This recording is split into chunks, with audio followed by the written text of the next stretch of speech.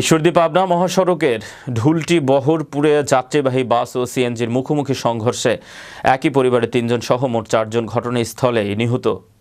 একজন রাজশাহী নেওয়ার পথে নিহত হয় এবং অন্তত ৫ জন আহত হয়েছেন। নিহতরা হলেন ঈশ্বরদীর দিয়ারবাঘাইল গ্রামের মৃত বাবুর প্রামাণিকের ছেলে রাব্বির স্ত্রী মুক্তা ও তাদের ১.৫ বছরের শিশু ছেলে মোস্তাকিম।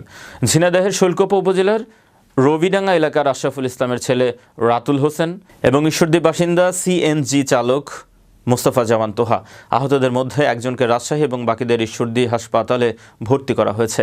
ঈশ্বরদী থানা পুলিশ ও প্রত্যক্ষদর্শীরা জানায়, বিকেল ৫:৩০টায় একটি যাত্রীবাহী বাস পাবনা থেকে ঈশ্বরদী অভিমুখে আসার সময় বিপরীত মুখ থেকে আসা দাসুরিয়াগামী একটি সিএনজির মুখোমুখি সংঘর্ষ হলে এই মর্মান্তিক দুর্ঘটনা ঘটে।